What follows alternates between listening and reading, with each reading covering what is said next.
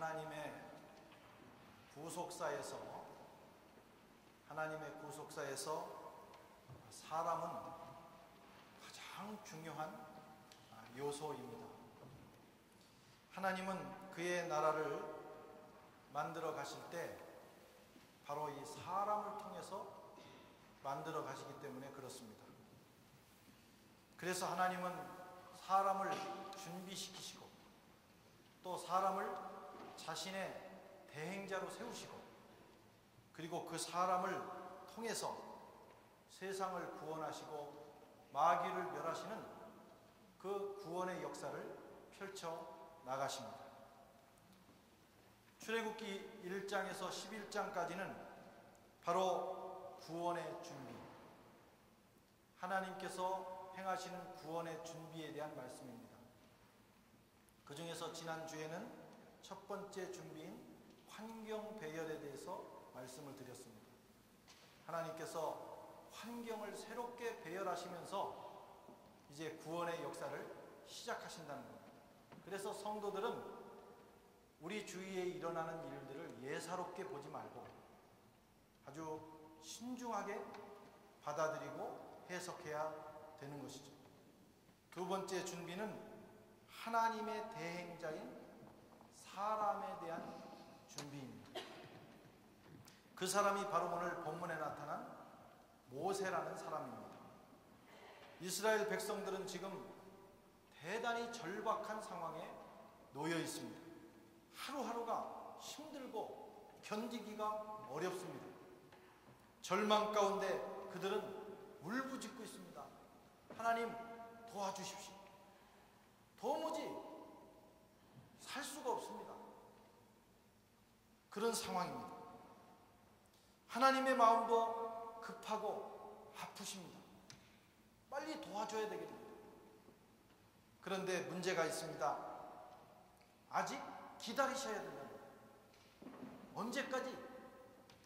그분을 대신해서 이 일을 수행할 하나님의 사람을 만들 때까지, 그 하나님의 사람이 준비될 때까지 이스라엘 백성도 기다려야 되고 하나님도 기다리셔야 된다는 겁니다. 그것이 50년이 걸릴지 100년이 걸릴지 모르지만 기다려야 됩니다.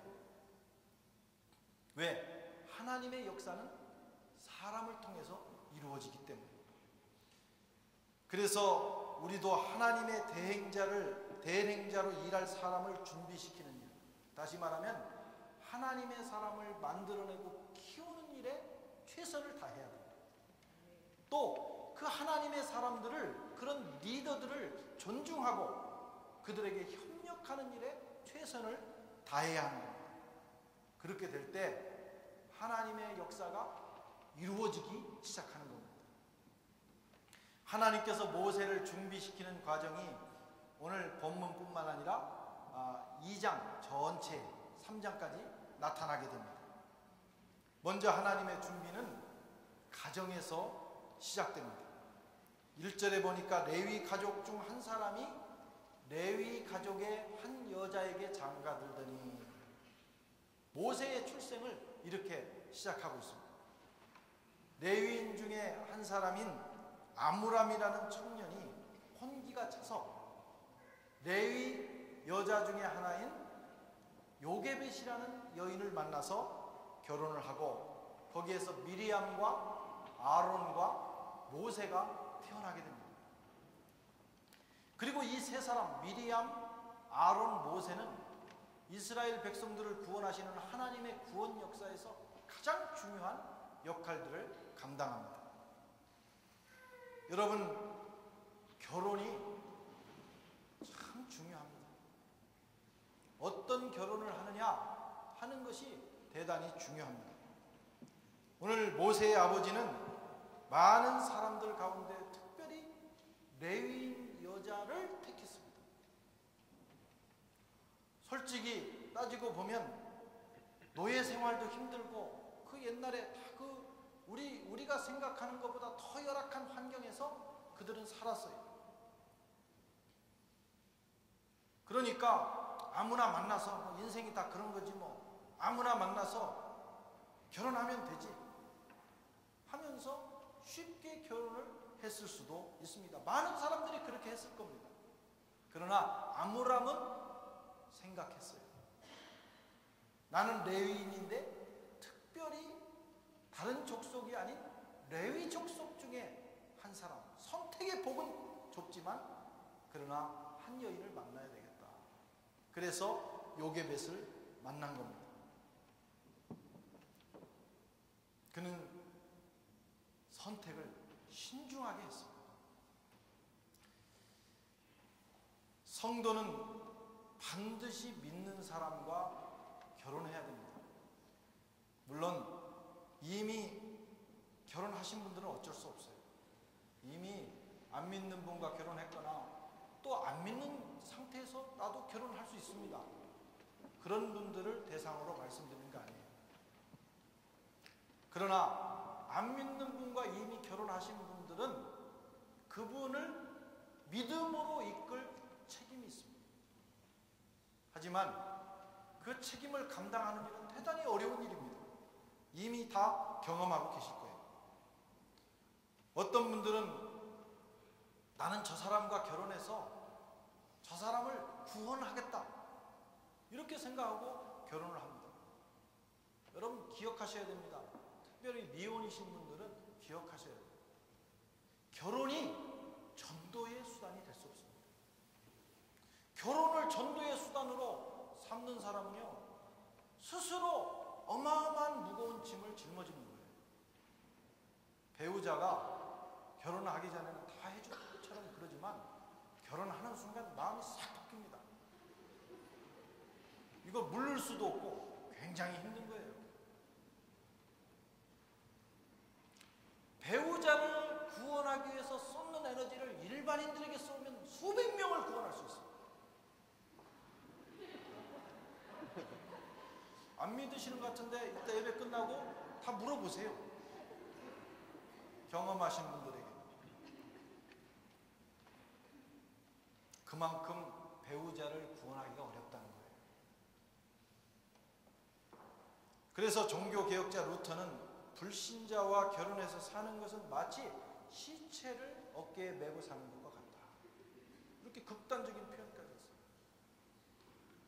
여러분, 사랑은 3년 가기도 하고 석 달 가기도 하고 신혼여행 끝나고 끝나기도 합니다. 그 감정은요, 순식간에 없어져 오래 가지 않습니다. 그러나 영적으로 맞지 않고 비전이 맞지 않으면 참 살기 힘든 거예요. 결혼하지 않은 분들은 명심하십시오. 나는 절대로 믿는 사람과만 결혼하겠다. 선택의 폭이 좁을지라도 다 자기 짝은 있는 겁니다. 기도하시고 그렇게 작정하시고 만나시길 바랍니다. 지금 사귀고 있는 사람이 안 믿는 사람이다. 둘 중에 하나 하셔야 돼요. 헤어지든지, 더 늦기 전에 헤어지든지, 아니면 믿게 만들어서 세례받게 하고 결혼하십시오. 결혼하고는 힘들어요. 정말입니다. 사랑에 눈이 멀어 이 메시지를 안 듣는 사람들은 많이 고생합니다. 그러니까 꼭 그렇게 하시기를 바랍니다. 아멘 좀 크게 해보시기 바랍니다. 쓴 얘기, 좋은 얘기를 할 때는 잘 들어야 돼요.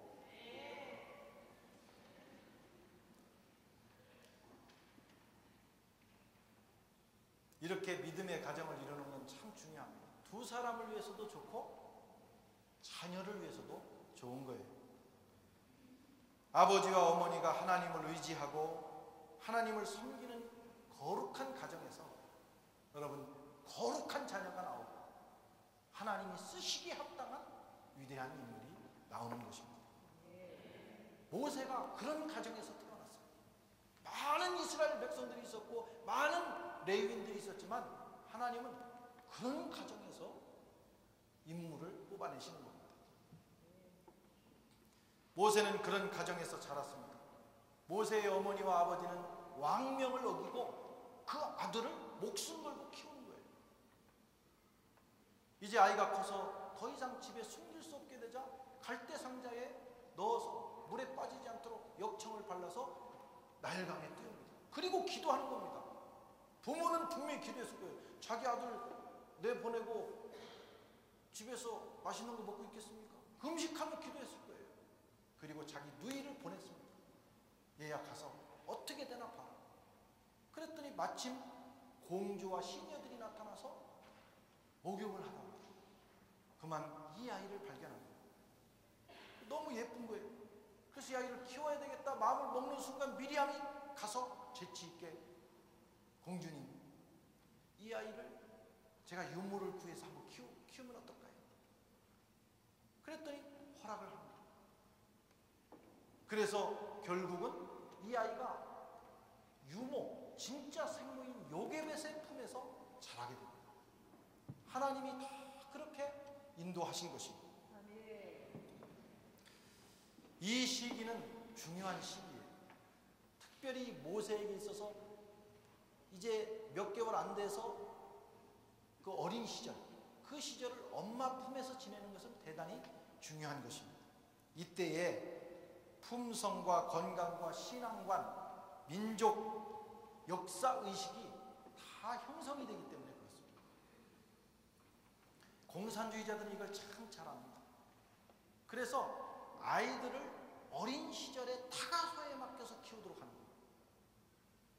그때 모든 의식과 성품이 다 형성이 되는 거예요.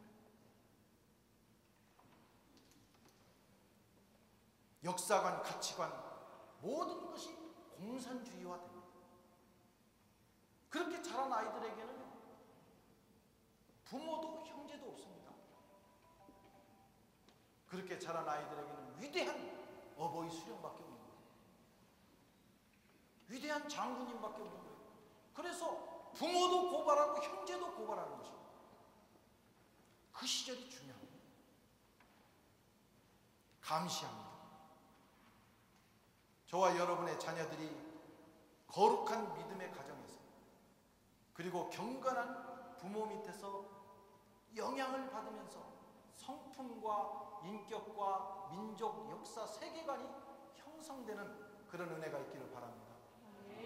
나중에 큰 다음에 얘가 왜 이렇게 컸나? 그러면 안 됩니다. 부모의 책임이 있는 거예요. 지금 우리 자녀들을 믿음으로 키워야 됩니다. 그래야 영적으로 건강하고 성격적으로 건강하고 안정된 인물이 되어서 하나님이 쓰시기에 합당한 사람이 됩니다. 역사를 변화시킬 수 있는 인물을 하나님은 지금도 기다리고 계십니다. 저와 여러분의 가정에 자녀들 또 여러분 미래의 가정이 그런 역사가 있기를 바랍니다. 이렇게 해서 어린 시절을 하나님께서 모세를 그의 어머니의 품에서 자라게 하시다가 인생의 기초를 다 놓게 하신 후에 왕궁으로 삶의 터전을 옮기십니다. 10절에 보면 그 아이가 자라매 바로의 딸에게로 데려가니 그가 그의 아들이 되니라. 공주의 아들이 된 거예요. 그 당시의 상황으로 말하면 공주의 아들이지만 자라면 바로가 될 수 있는, 이집트의 왕도 될 수 있는 그런 기회였다고 합니다. 그러니까 거기 가서 뭘 배우느냐?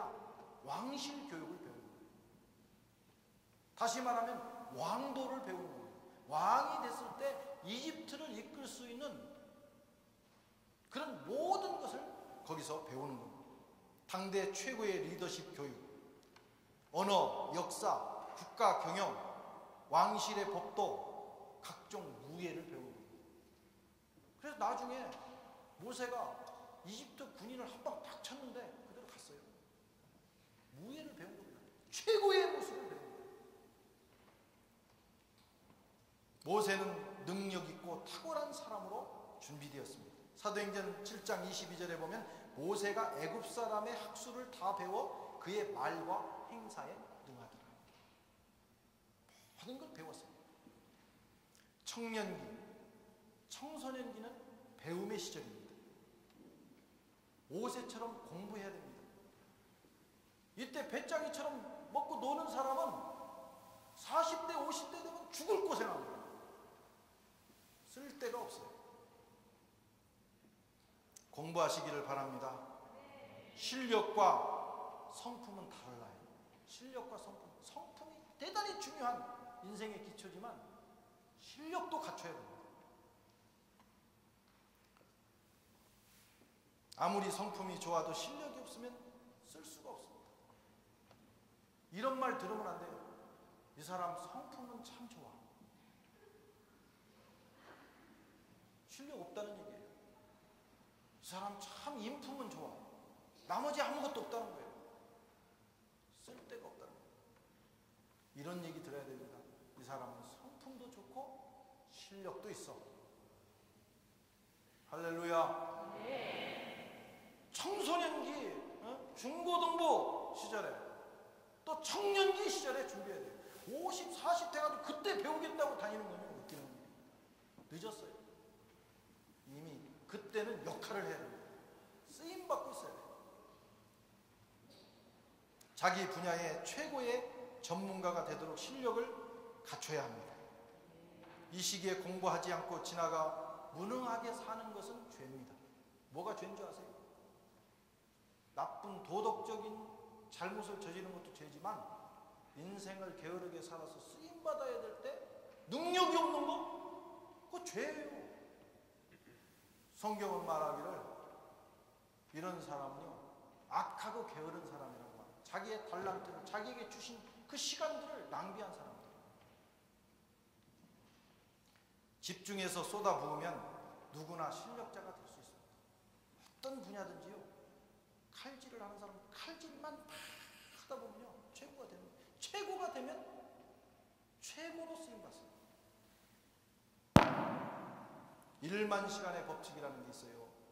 말콤 드레드 웰이라는 사람이 아웃라이어라는 책을 썼는데 사람이 어떤 분야든지 1만 시간을 투자하면 전문가가 된다. 하루에 3시간씩 일주일에 20시간씩 10년을 투자하면 된다는 거예요. 하루에 6시간씩 일주일에 40시간씩 5년이면 여러분 전문가가 됩니다. 뭘 하든지. 우리가 그렇게 못한 건 다 게을렀기 때문에 시간을 잘못 썼기 때문에 이렇게 해서 1000시간을 그 분야에 투자하면 그 분야에 자신감이 생긴다. 누구도 3000시간을 투자하면 남들이 알아주기 시작합니다. 야, 이 사람 괜찮다. 10,000시간을 투자하면 전문가 돼서 불려다닌다는 거예요. 그리스도인들은 적당히 살려고 해서는 안 됩니다. 어떤 사람들은 믿음이 너무 좋아서 하나님이 다 해주시겠지. 너무 믿음이 좋아요. 내가 이렇게 먹고 놀아도 이 청소년기, 청년기를 적당히 이렇게 보내도 때가 되면 하나님이 다 해주시겠지. 하나님을 너무 믿는 겁니다. 그건 믿음이 아니고 게으름입니다. 그런 사람을 향하여 하나님께서 말씀하시기를 악하고 게으른 종, 악하고 게으른 종, 이렇게 말씀하신다. 여러분 인생을 낭비하면 심판받습니다.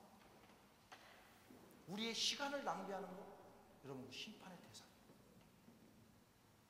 열심히 사시기 바랍니다. 맥시멈 사시기 바랍니다. 어떤 사람들은 미니멈 살아요. 겨우 이거 겨우 할 거 그 정도만 하고 말아요. 그렇게 살면 후회합니다. 맥시멈, 누가 봐도 맥시멈. 그렇게 살아가면 하나님도 쓰시는 것입니다. 준비는 내가 하는 겁니다. 힘들고 괴롭더라도 준비하세요. 힘들고 어렵더라도 열심히 준비하세요. 울더라도 공부하세요. 저는 교회 봉사 때문에 너무 바빠서. 교회 봉사가 여러분 핑계가 안 됩니다. 교회 봉사는 봉사대로 하고 공부는 공부대로 해야 되는 거예요. 교회 봉사 많이 하고 공부 안 했다고 하나님 채워주시는 거 아니에요. 다 해야 됩니다. 인생은 어려운 것입니다. 그렇게 준비하면 하나님이 문을 열어주십니다. 문을 여시는 분은 하나님이에요.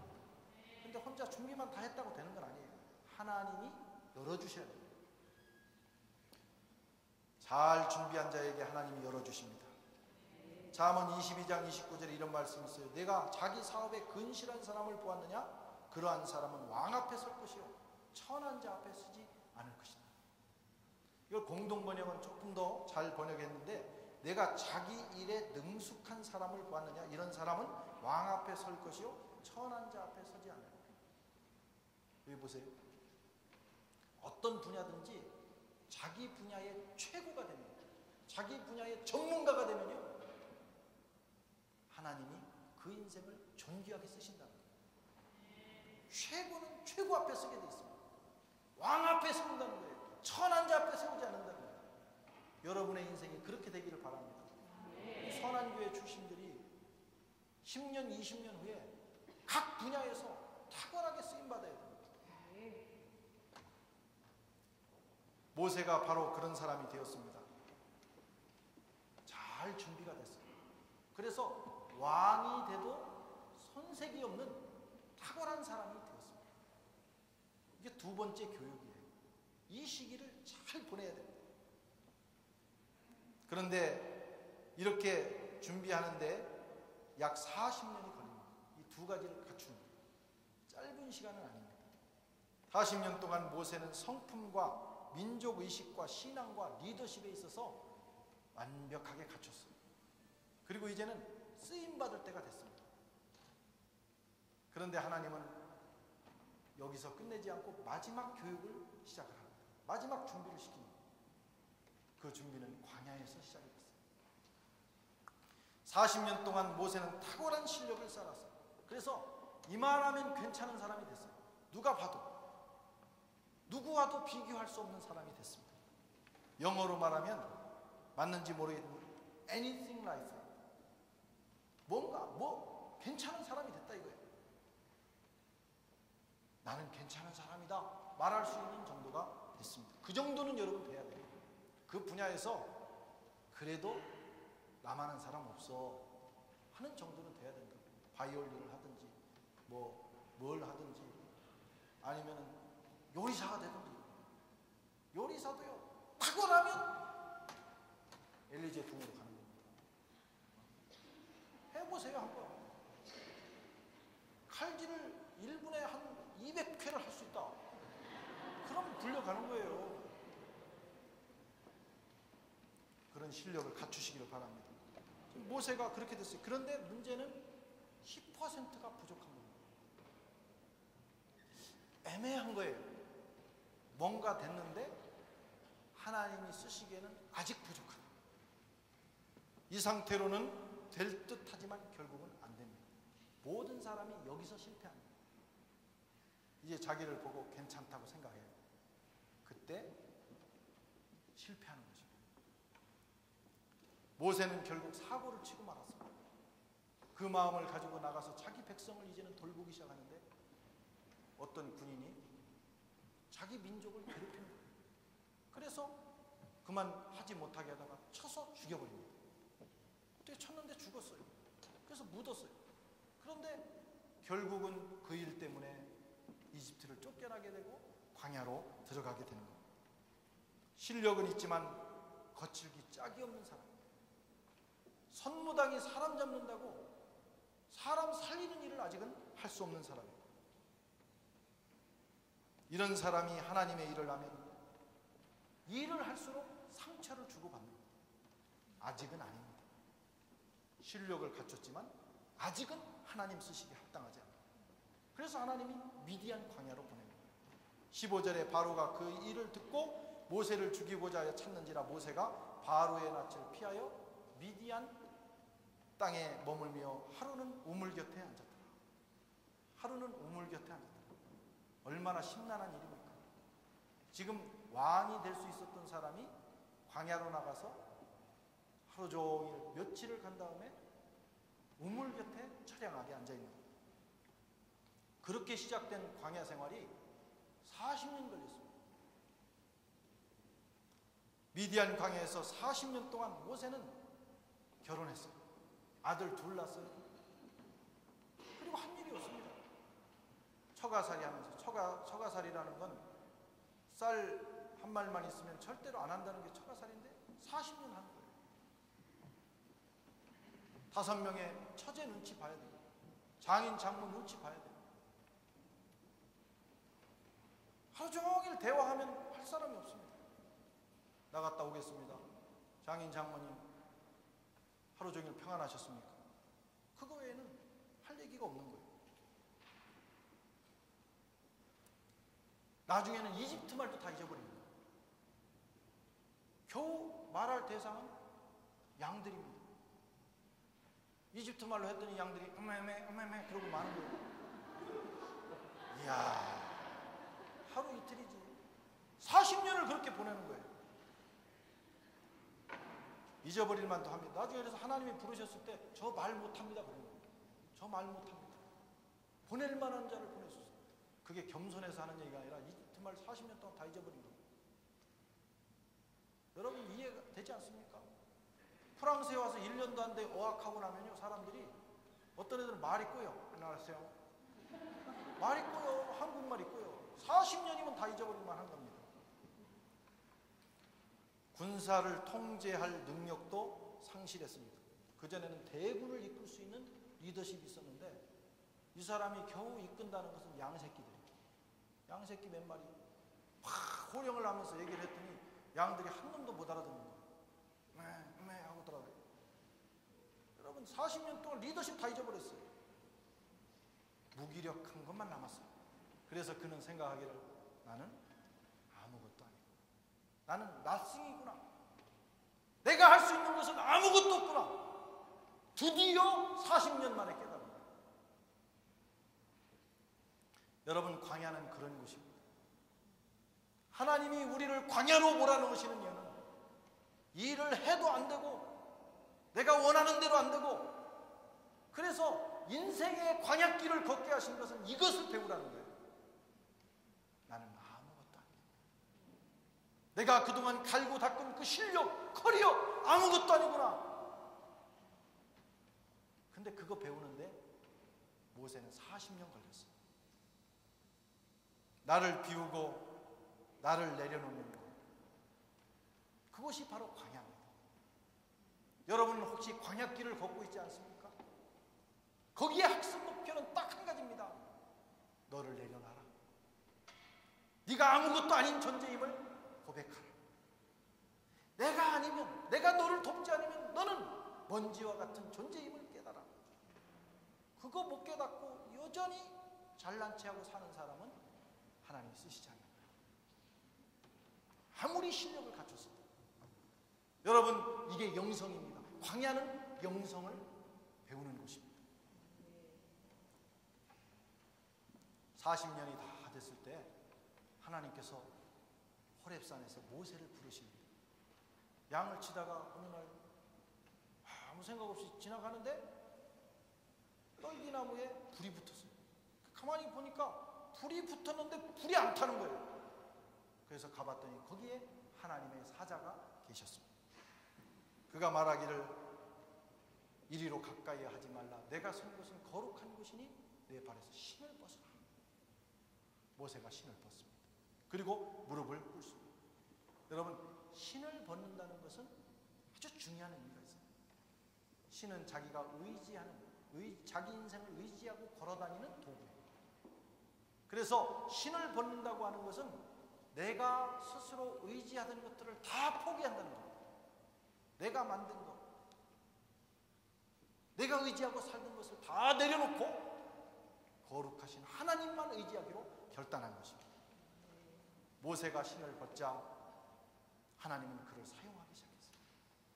모든 것을 갖췄을 때는 사람 죽이는 일 하나 하고 쫓겨났지만 모세가 신을 벗자 하나님은 그때부터 에브리띵에 인생을 만들었어요. 모세가 하는 것마다 하나님 성공하게 하시는 거예요. 10가지 재앙이 내려오고 홍해가 갈라지고 태양이 중천에 머무르고 반석을 치고 물이 나오고 만나와 메추라기가 쏟아지는 놀라운 인생이 됐어요. 언제? 신을 벗었을 때. 왜 인생이 꼬이는지 아십니까? 광야를 통과하지 않았어요. 여러분들이 우리가 가지고 있는 약간의 그 무언가를 가지고 우리는 뭔가를 이룰 수 있다고 생각하지만 인생은 그렇지 않습니다. 이루게 하시는 이는 하나님이십니다. 그분이 내 생애에 능력을 주셔야 가능한 거예요. 근데 언제 능력이 오느냐? 나를 내어놨을 때. 주님, 나는 아무것도 아닙니다. 나는 부족합니다. 주님이 내게 능력 주셔야 됩니다. 하고 신발을 벗을 때, 여러분 신발을 벗을 때 비로소 하나님이 우리의 인생을 들어 쓰시는 겁니다. 마른 막대기라도 우리 손에 들리면 홍해를 가르는 도구가 되는 거예요.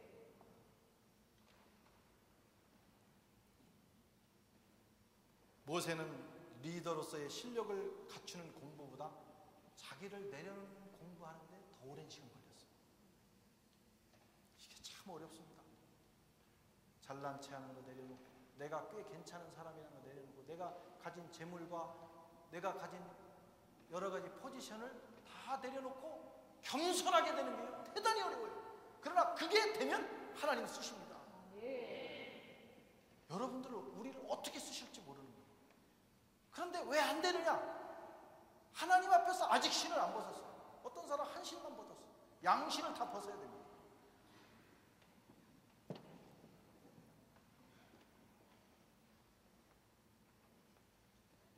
모세가 40년 만에 하여튼 환경에 의해서 그렇게 됐어요. 나는 아무것도 아니다. 이 상태로는 아무것도 못한다. 하나님은 그때까지 기다리셨습니다. 하나님은 시간이 하루가 천년 같고 천년이 하루 같은 분이니까 기다리시는 거예요. 그거 될 때까지. 드디어 호렙산에서 모세는 하나님과 직면했습니다. 하나님을 만난 거예요.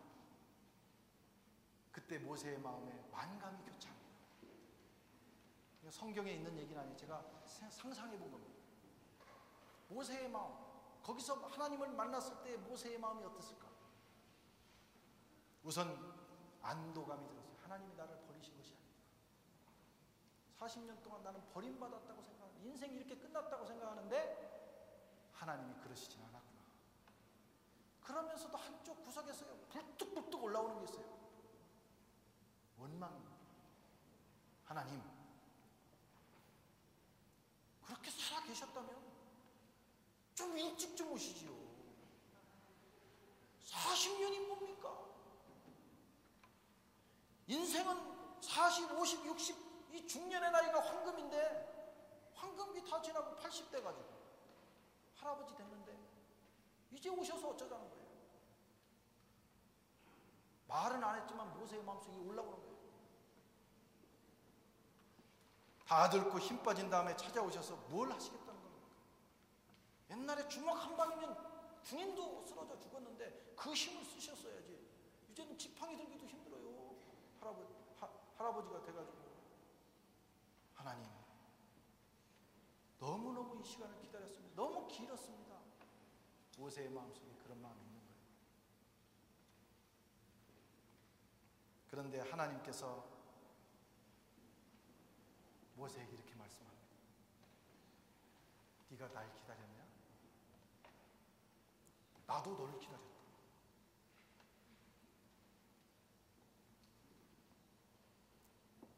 너를 내려놓고 내 신발을 벗고 이제 나를 의지하는, 그래서 내 능력으로 내 백성을 구원하는 그 자세가 될 때까지 나도 너를 기다렸어. 너만 40년이 길었냐? 나도 40년이 길었다. 내가 의지하던 내 실력, 자신감, 내 뜻을 내려놓고 오직 나만 의지하는 그날을 기다리는데 나도 힘들었다. 여러분, 왜 하나님이 내게 역사 안 하시냐고, 왜 응답 안 하시느냐고, 내 인생을 왜 들어 쓰지 않느냐고, 우리가 하나님 앞에 마음속으로 또는 입으로 고백하고 원망하지만, 너무 기다리기 힘들다고 말하지만 주님도 말씀하십니다.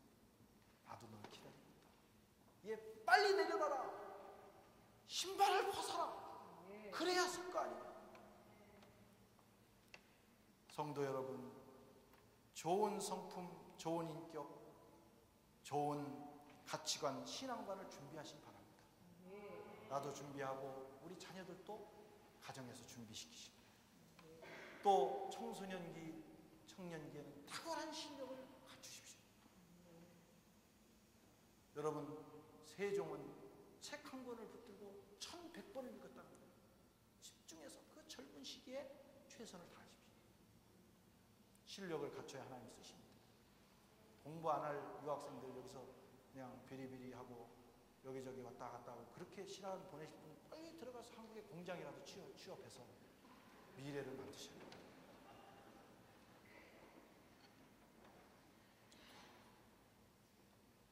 그리고 더 중요한 것은 나를 내려놓고 겸손하게 하나님만 의지할 수 있는 그런 사람이 되어야 합니다. 그러면 주님이 저와 여러분의 인생을 사용하시게 될 것입니다. 기도하시겠습니다.